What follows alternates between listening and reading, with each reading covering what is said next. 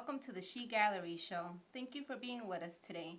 My name is Dulce Maria Diaz. I am director of S.H.E Gallery, and I'm sitting here with Louis Cairo, partner of GWC, Goldberg, Weissman, and Cairo.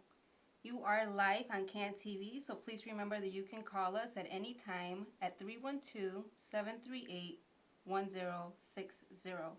We have a very, very great show today as we introduce managing partner of Goldberg, Weissman, and Cairo, largest firm in Chicago, and he shares his innovative story, his inspiring story, the importance of education, and what makes for a successful business.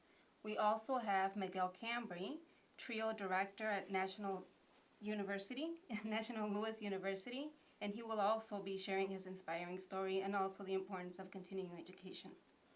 So, Mr. Louis Cairo, thank you for being with us today. My pleasure. Thank you. So many people in Chicago, I'm sure, have seen this face behind a billboard, a bus, behind the press, but we don't understand the roots of this man, what made him to be one of the managing partners at the largest firm in the city. So can you please tell us a little bit about your roots and what brought you to be the man that you are? Sure. I'm Italian, so I naturally am a fast talker and I talk with my hands a lot.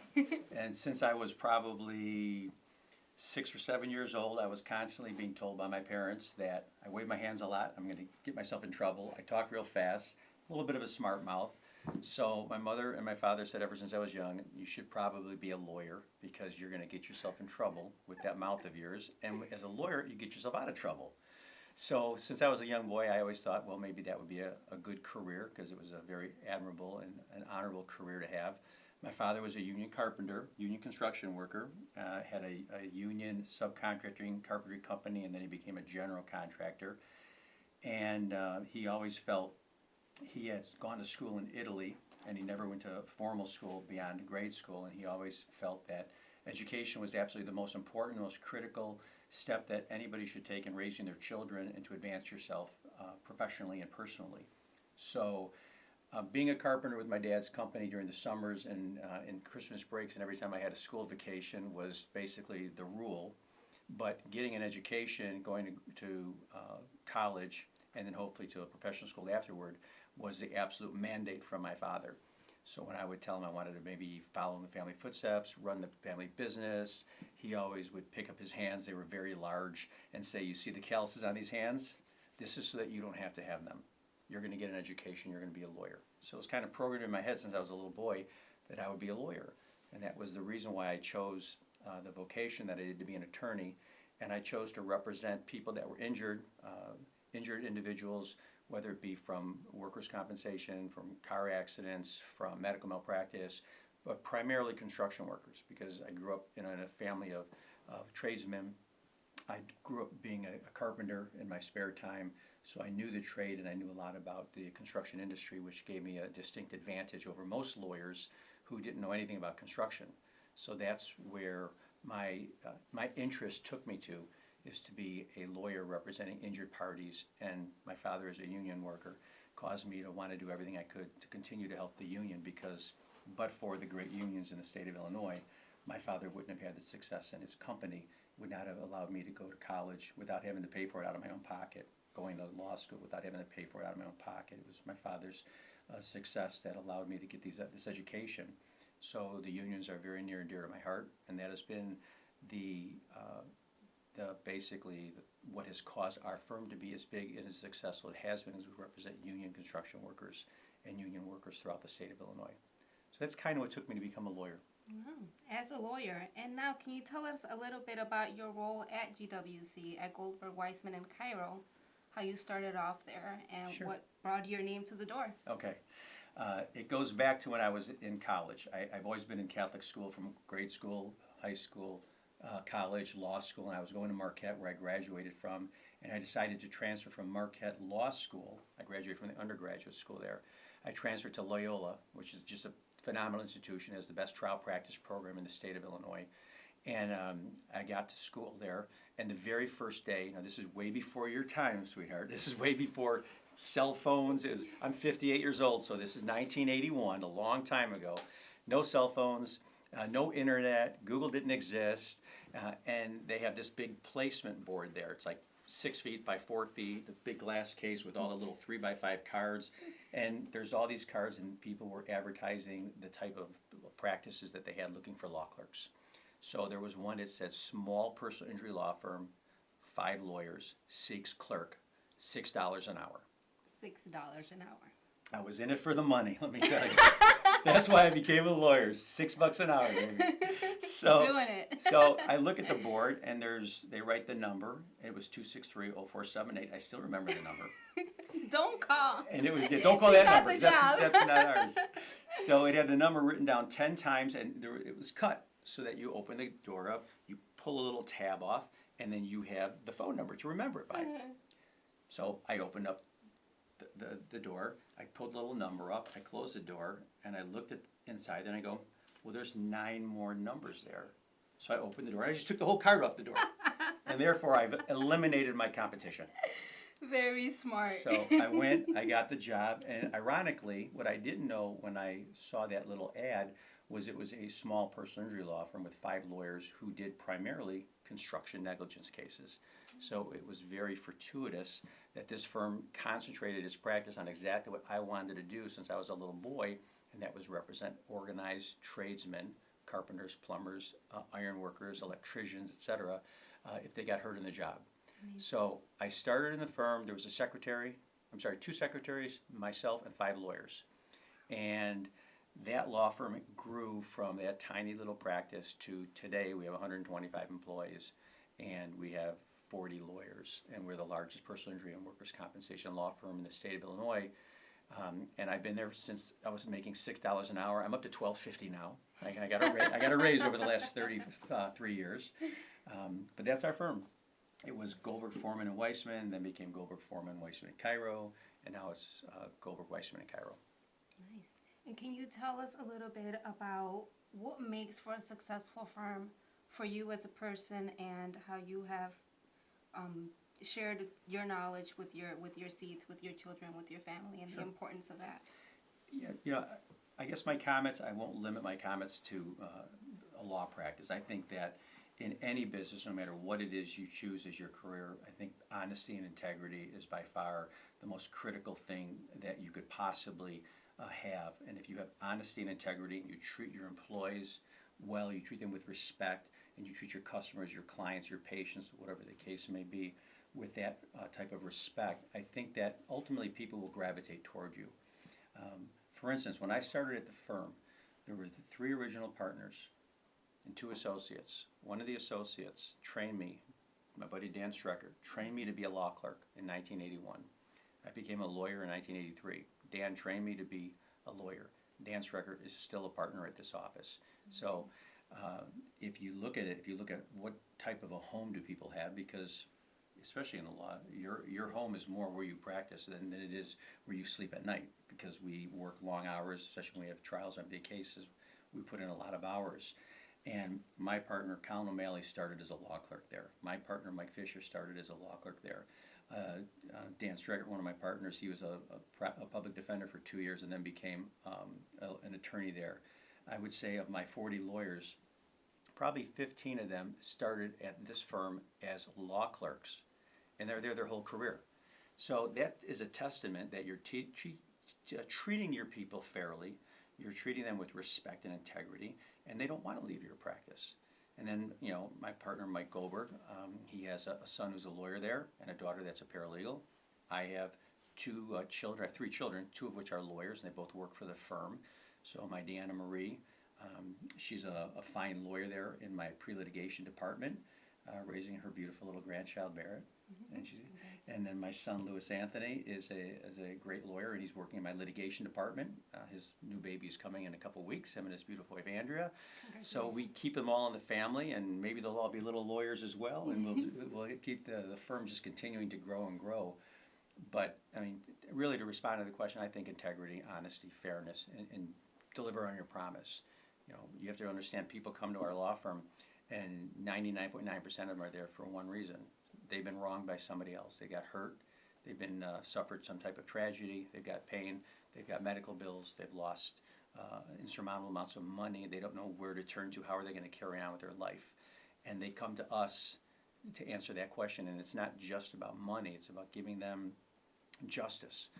Some of our clients, it's not about the money. They just want the other party to have to be held responsible. I don't care if it's $1. They just want to know that their child did not suffer this cause, this accident, this injury in vain, and they just want justice. So it's a lot of responsibility to have, and we do a really good job making sure our clients feel that they've received justice at the end. Thank you so much. And it shows, and that is why his face is behind all of these buses and billboards. No, I won a bet.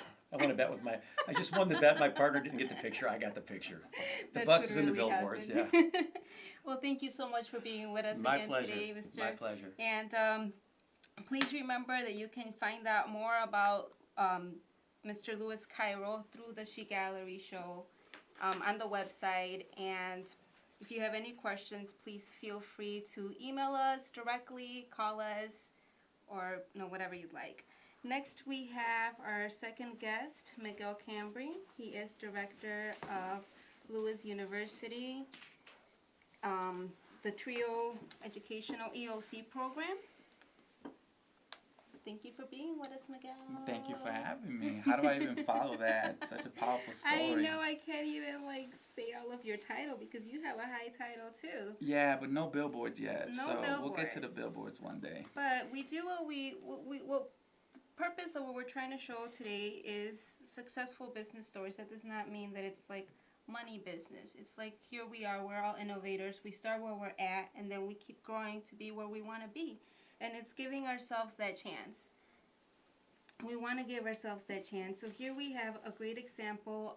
We just presented Louis Cairo, who's a great example of somebody who stood true to their culture, their roots, and they did what they needed to do to get to where they wanted to be ultimately. And right now he's very happy and he's helping a lot of people be happy with a lot of hard work, of course. So next we have Miguel Cambray, who's going to share his story as an innovator, what he's done with the community. He focuses a lot about community outreach and also the importance of continuing education, including his own. So Miguel, can you tell us a little bit about your role with the National Louis University and what it is that you do there? Sure. Actually, funny story. I started my career at a workman's comp firm, so it's kind of funny. We're just touching base about how that happened. I did recently take on a new role over at National Louis University. I'm the director of their TRIO Educational Opportunity Center. And the innovation of that concept of what drew me to the job was the idea of working in sort of the southwest side, 5 area codes. And the goal of the project is sort of to increase college participation and enrollment for the whole southwest side of Chicago around these 5 area codes, specifically around college exploration, college applications, FAFSA preparation, financial literacy, college 101 workshops, just working with the schools and community-based organizations on the south side. So my role is to help navigate all that and bring the team and the institutional resources to the neighborhood. And how have you done that? We're launching the project right now, so the grant was barely awarded to National Louis University as of late October, and what we're doing to ramp it up is starting to articulate some relationships with nonprofit organizations on the south side, like in Lasha, Chicago, Pilsen Neighbors, the Resurrection Project, of figuring out what are some sort of target schools in the area as well that we'll be reaching out to develop those collaboration and partnerships to work with their students to help them sort of develop those workshops or facilitate the workshops, bringing sort of National Louis resources to the table. We're not a direct recruitment agency for the institution. Our role is to be an additional support mechanism for the neighborhoods, for the families, for the parents. The idea of the project is to work with adults 18 and older. So these are the folks who can sort of engage in the project with us. And our goal is to work with 1,000 people or more a year around these processes and around these 4 objectives of trying to get them to actually enroll, participate, and complete a BA degree. Wow, that's amazing. So how do we find out more about how we can be a part? How can our guest be one of those 1,000 members? Theoretically, right now, as we're in development, you can actually contact me directly. It's M-C-A-M-B-R-A-Y, M Cambray cairo@nl.edu. That is sort of my direct email. If anybody out there is interested in learning more about the project, whether you work for a school system, you have a school in the area, or you have a son, daughter, cousin, mother, abuelita, sobrino, ahijado, Bring everybody. vecino, Stay in vetiche, school. send them over my way. Go to school. And we definitely have a team of folks who can really work with them directly and provide direct services around those areas. We're rolling out, so we're looking to hit the ground running in February. Like next month, February. Like in 2 weeks, February. Okay, okay. So Now, just really quick, I want to remind the audience that information that he just gave you as far as how you can contact him. If you were not able to reach your pen to jot this down, please go to the S.H.E Gallery show, to the S.H.E Gallery website, sharinghis.energygallery.net. And there you can also link with Miguel Cambray directly. His information is found on our page, and you can link with him directly. If you or somebody that you know and you love and you're like, man, I should really go back to school, I should have stayed in school, or you have a cousin that's not doing much, you're like, hey, man, go back to school. Don't you want to do this? We can too. You know, so a lot of times we get mad at success, or we say, oh, they're rich, oh, they have money. Well, they started off somewhere. And that's just the point, knowing that you have to start where you're at and then keep going. And somebody like Miguel Cambray and his organization is helping you do that. And we're looking to reach out to veterans. We're reaching out to folks who want to complete a high school degree or a GED, and even folks who've already completed a high school education and want to sort of engage or continue with their college learning, or even folks who went to college but stopped out for whatever reason. We're looking to help get you re-enrolled and re-engaged into your educational journey of whatever sort of whatever interest that you're in. So our job is to really help you sort of process what it is that you want to do and how can you get there. And then we're looking to sort of connect you to the resources that hopefully possibly get you there, whether it's at National Louis University or other institutions in the area or across the country, for that matter, if that's within your realm of interest. Okay. Let's say, for example, somebody who has very limited education and they gave up because they're like, I hardly have any credits, I owe this much money. Like, what words of encouragement can you give these people that always find, I don't want to say an excuse, but we make it more difficult. Sometimes we say, I just can't. This isn't for me. I'm not one of those people. What words of encouragement can you offer people that feel like this just is not for them? School's not for me. I've heard this so many times. I think my first step would be to listen and then sort of think through what it is individuals. All our journeys are different. Sort of they're like fingerprints and DNA. No two are the same. And I think that your life's journey is no different for that. So whatever it is that was in your journey or your ideas, we can conceptualize it listening to you or learning from you. But in terms of the realm of possibility, you're actually looking at someone who graduated from the South Side and sort of got a 13 on their ACT, which at the time, I think you get 10 points for putting your name right or something like that. But so it's 10. I got 13 out of 36 in terms of like the greatest score. And most college entrances at the time required 18 or above. So the idea that you can go from the idea of a 13 ACT into sort of a PhD program further on in your adult educational career, the possibilities are endless of the resources that are out there for folks. If you're a returning adult, the beauty of education is something that once you obtain it, you can't unlearn it. So the idea of the formal process of education, that's a part of the journey, but the learning that takes place within that, you can't unlearn whatever it is that you learn. So wherever you stopped out in your journey, you can't take away what you already learned. So the idea is to get you back into that journey and figure out what else you want to learn, to develop, and to advance yourself, not only personally, academically, but also financially. We all know that sort of jobs are shifting and the requirements are shifting. And it might be in your vested interest long term to think through what it is that would be your financial growth opportunity and what do you need to obtain those financial growth opportunities for yourself. So I think the advice about people who feel defeated is sort of to rethink that and understand those challenges as learned opportunities, whatever it is that caused you to stop out. And how do you get back onto that sort of journey of developing your own goals, and how do you achieve those goals within a realistic time frame for yourself? I mean, I've watched folks graduate early from college, and I've watched folks graduate in their 80s and 90s from college. So everyone's journey isn't the same. So don't sort of let's not measure ourselves by other folks' journeys, and just really look into perspective of what your individual experience should be. Thank you. Can you share with us a little bit about your journey, where you're at, and talk to us a little bit more about this 1% statistic and where you're at with your educational career?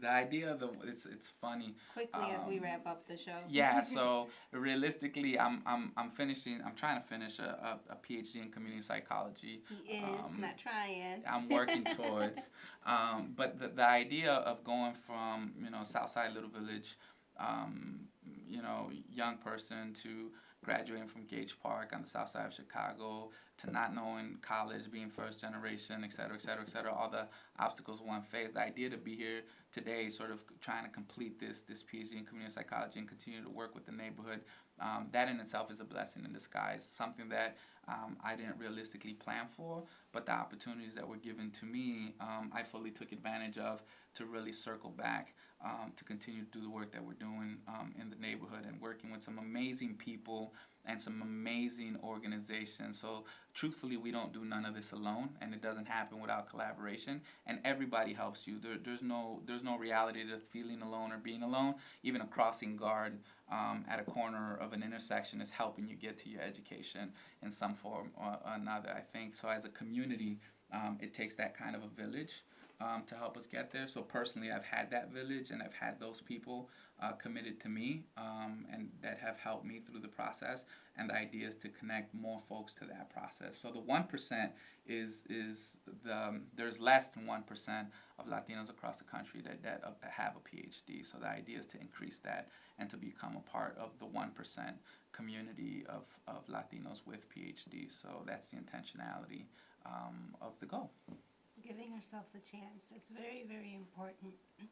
I thank you very much, Miguel, for being here with us. Thank you for having us. And for sharing your story. Guests at home, please remember that any information, if you need additional information, if you would like to contact Louis Cairo or Miguel Cambray directly, would like more information about continuing education, please, please, please go on our website and join us again next week. Thank you and have a great day. So they can still see us and they might still be able to hear us.